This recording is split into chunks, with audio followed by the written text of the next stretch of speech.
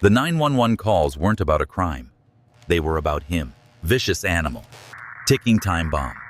That's what the neighbors told 911 in City Hall. In perfect Marin County, California, million-dollar lawns, glassy pools, fear was growing behind one fence. Its shape, a 110-pound blue-black German Shepherd. His name is K9 Ash. To them, he was a monster, a weapon off its leash. They saw teeth in the dark. They never saw how long he spent listening. Ash felt something they couldn't, a threat humming under the quiet, a scent in the wind, heat in the wires, a danger building beneath their perfect street.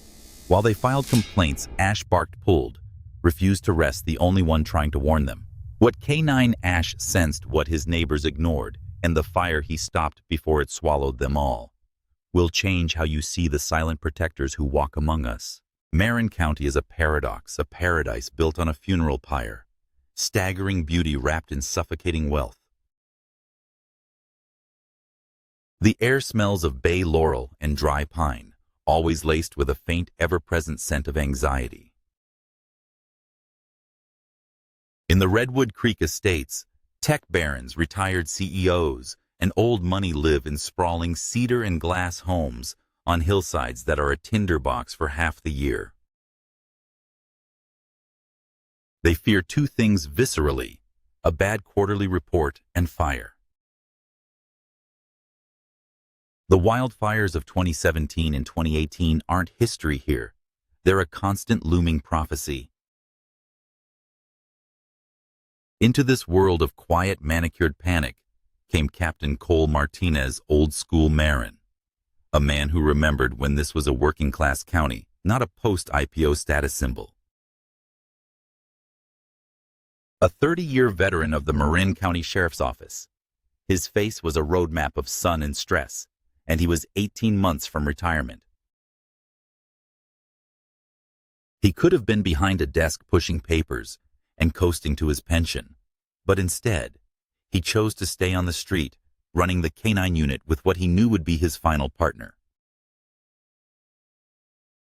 K9. Ash was a myth before he was a dog. 10 pounds of coiled kinetic energy, making German Shepherds sound almost inadequate. His rare blue-black coat made him a void in the shade, and in the bright California sun, it shone like polished obsidian, a raven's wing of shifting light. His deep amber eyes were intelligent, unnerving, and almost eerily unblinking. He was both magnificent and terrifying. Ash lived with Cole in a modest 1970s ranch house on the edge of Redwood Creek Estates, a civil servant's home surrounded by tech fortunes. Cole was one of them, but not of them, and his partner was an outright outcast. Ash wasn't just a dog, he was a presence. When Cole's K9-equipped cruiser sat in the driveway, neighbors crossed the street, seeing not a protector but a threat. The paradox was this: K9 Ash was an arson dog, a specialist in accelerant detection, and the single most effective tool the county had against their greatest fear. Yet they hated him for it, seeing only the teeth, never the specialty. The first formal complaint was filed by Mrs. Evelyn Reed. Evelyn was the president of the Redwood Creek Homeowners Association, a woman who wielded her clipboard and perfectly coiffed hair like weapons of social order. She represented the fear camp. To her, Ash was a breakdown in that order. He was a thing that did not belong. The incident, as it became known, involved the new mail carrier. He was a temp unfamiliar with the K9 decal on Cole's cruiser. He walked up the driveway, scanner in hand. From inside the climate-controlled vehicle, Ash reacted exactly as he was trained to do for vehicle defense. He exploded. It wasn't a bark. It was a concussive primal force that seemed to shake the truck. The heavy-duty window fogged instantly with his breath. The mail carrier, terrified, dropped his scanner and ran vaulting over a sculpted hedge. Mrs. Reed was at Cole's house within an hour. her face a mask of polite fury. "Captain," she said, managing to make his rank sound like an insult. "Your animal has terrorized a public servant. This is a residential neighborhood. We have children. We have nannies. This is not a war zone." Her formal complaint emailed to the city council and the police chief was less polite. It quoted HOA bylaws. It used phrases like a weapon of war, inappropriate for our family-oriented community, and clear and present danger. It concluded with a demand. "We insist the department find alternative housing for the asset." Cole was summoned by his chief, a politician in a uniform. "Cole, for God's sake, smooth this over," the chief pleaded. "These people, they pay the taxes that fund your asset. Just keep him quiet. Take him for walks somewhere else. Don't make waves." Cole drove home, the word asset burning in his throat. He sat in his kitchen, rubbing the bridge of his nose.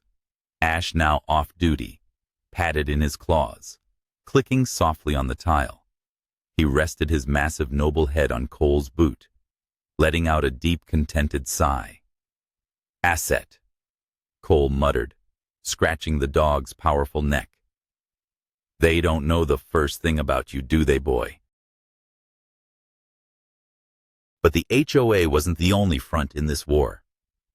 There was the disdain camp, and it was led by Kyle Patterson.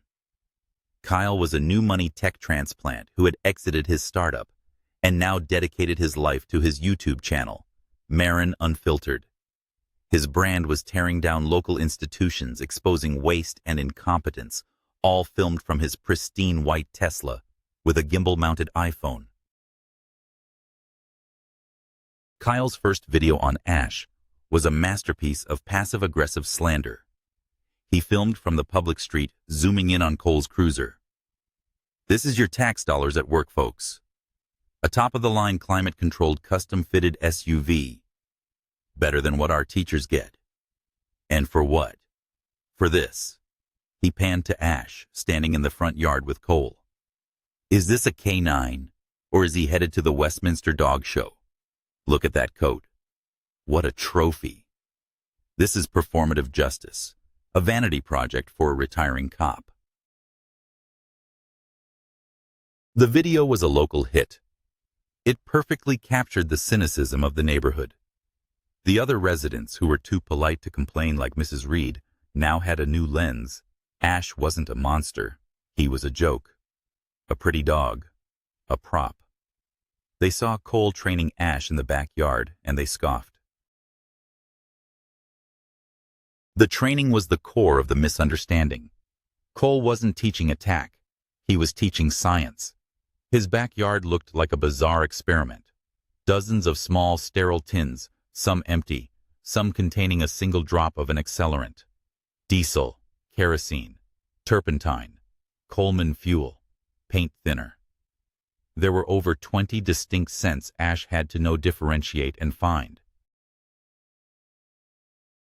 Kyle filmed one of these sessions from afar, his lens poking through the fence. "Here we see the elite K9 in action," his smarmy voiceover whispered. "He's sniffing cans. Just sniffing. Wait for it. And he sits." Ash, having found the can with one drop of turpentine, had gone into his alert. He became a statue. He sat silent and stared at the source. "That's it, folks," Kyle crowed. "He sits. This is the dog protecting you from, I don't know, bad paint. My kid's Labradoodle is more intimidating. What a complete and total waste of our money." The video got 50,000 views in the county. The comments were brutal. "Defund the K9 vanity project," one read. "That's not a blue-black sea. That's a blue ball," read another. Cole watched the video, his jaw tight. "They don't get it," he said to the empty room. "They think K9 means bite. They don't understand the nose. That nose. That nose is a $1 million gas chromatograph. It's a piece of lab equipment with a heartbeat, and it's the only thing that can find them. The irony was, Ash wasn't a biter. Not really. That was his failure. He'd been imported from a top-tier Czech Schutzhund line, bred for patrol work for man-stopping. But he had a flaw. He was, in the breeder's words, too nosy. In the middle of a high-drive bite work drill, he'd suddenly disengage from the padded sleeve to track the scent of a squirrel that had crossed the field an hour prior. He was a washout, a failure. Cole, on a trip to Europe to source a new dog, had found him. He saw the failure as a gift. "I don't need him to bite," Cole told the skeptical breeder. "I need him to think. I need that obsession." Cole sponsored Ash himself, paid out of pocket to have him shipped, and entered into the nation's top arson canine certification program. Ash didn't just pass. He broke records. He was Cole's legacy, the last best thing he would do for this county. To understand Ash, you had to see him on a real job. 6 months prior, a warehouse in Oakland had gone up in flames. A total loss, a 5-alarm blaze that left a 3-story shell of toxic smoldering soup. The insurance claim was in the high 8 figures. The investigators suspected arson, but had nothing. The scene was too contaminated, too cold.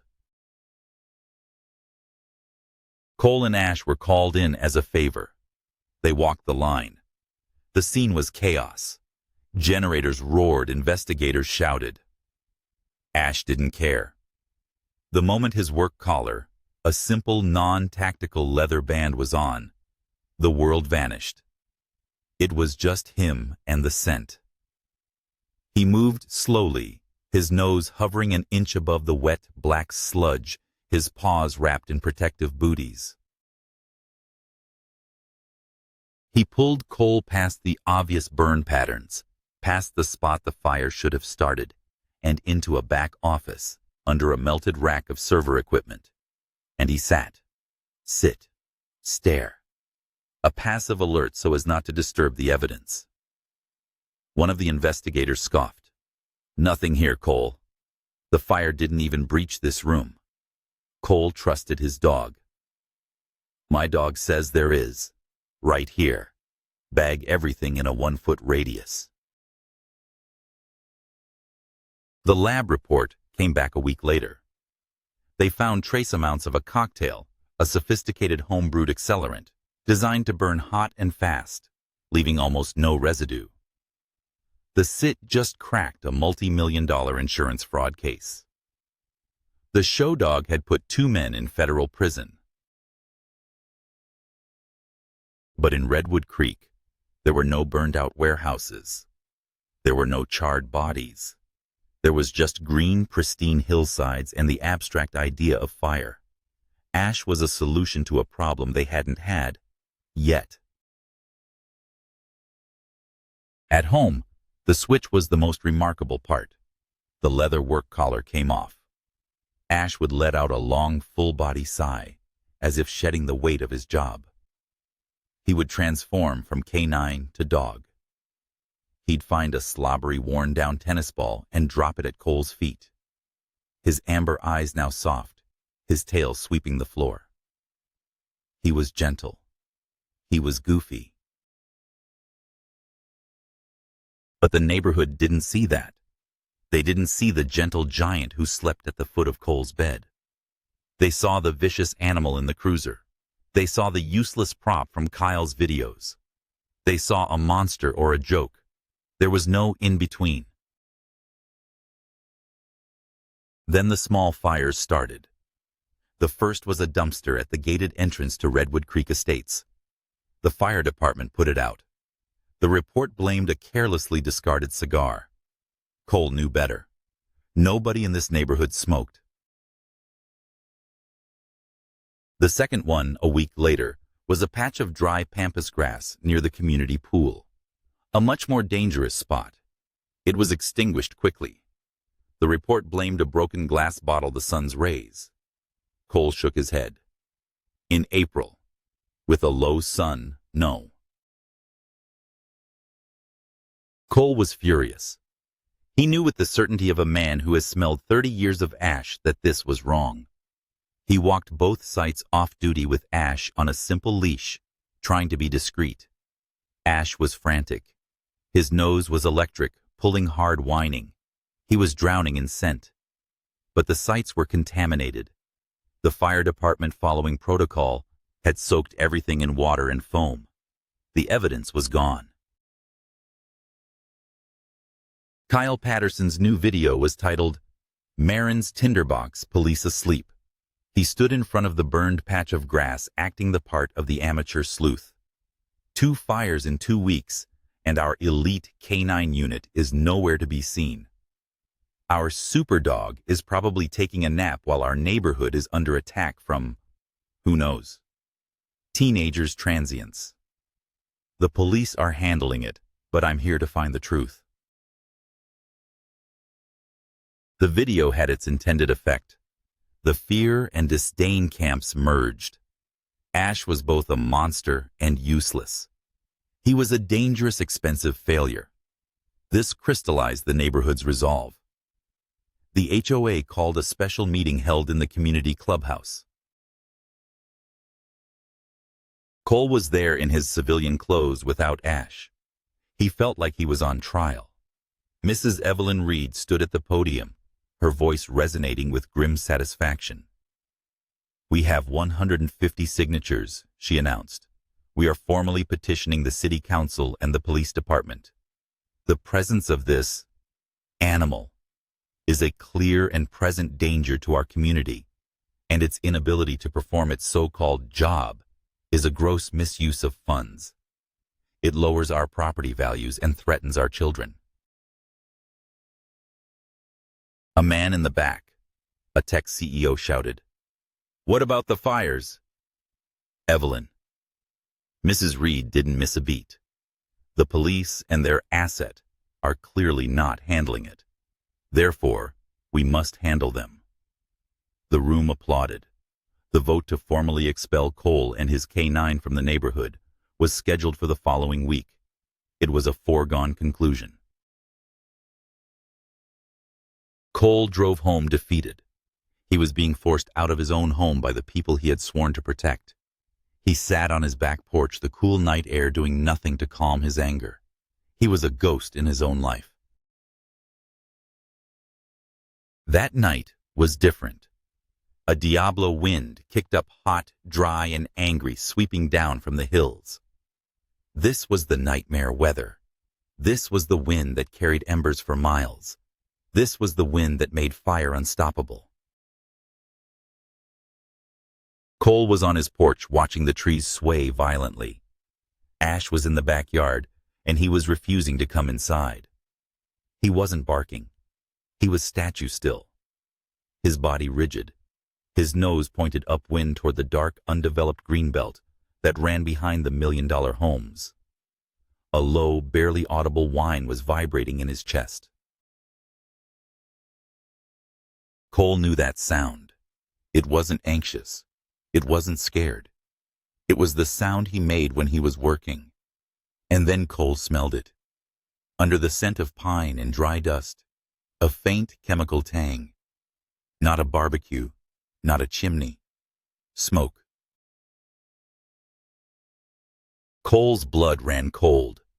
He didn't grab the phone. He grabbed Ash's leather work collar and buckled it. "Work. Ash," he said, his voice low. The dog's entire demeanor changed. The 110-pound pet vanished, and the 110-pound K9 took his place. Cole opened the back gate. No radio, no lights. Just a man and his dog stepping into the darkness. The wind was swirling, making the smoke a liar. Ash didn't go toward the smell. He cut hard left up the hill, away from the houses. He was tracking a path, the arsonist's path. The dog was a black shadow moving through shadows, silent, efficient, pulling Cole through the treacherous, dark manzanita. Cole's heart was pounding. This was it. They came to a rocky clearing, a scenic overlook high above the neighborhood. Down below in the canyon, Cole could see it, a new flicker of light, a new fire, small but growing fast in the wind. And there, standing in the clearing, was a figure, silhouetted against the lights of the distant Golden Gate Bridge. The figure was holding a phone, filming the fire he had just set. Ash didn't bark. He didn't lunge. He did his job. He froze. He sat, his passive alert. He was 20 feet from the figure, staring. Cole hit the high-powered flashlight on his belt. The beam cut the darkness and illuminated the figure. Police don't move. The figure spun, his face a mask of shock and terror. It was Kyle Patterson. He was holding his phone on its gimbal, and in his other hand a red 1-gallon gas can. Captain Kyle stammered, his unfiltered persona gone. "Thank God, I was trying to catch him. I found his stash. I saw the arsonist. He ran that way. He was a terrible actor." Ash hadn't moved.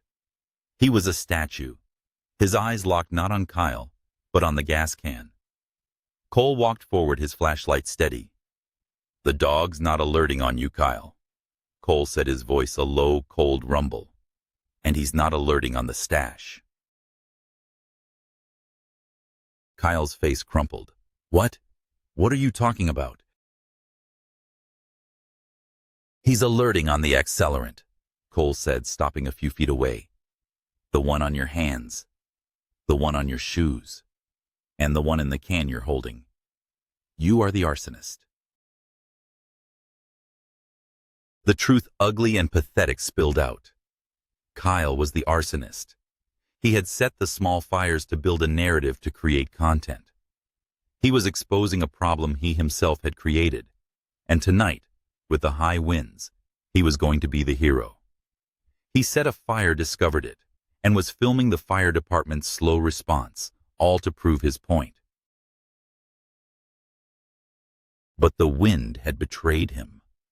The small fire he had set down in the canyon, the one he was filming, was now, thanks to the Diablo wind, a raging, fast-moving wall of flame.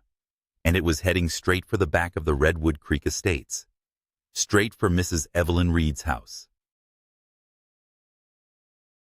Cole was already on his police radio, his voice calm and authoritative, cutting through the wind. "Code 3.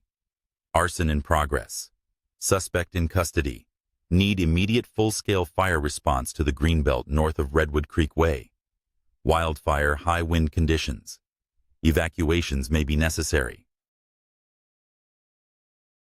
The night exploded. Within minutes, the air was torn apart by sirens.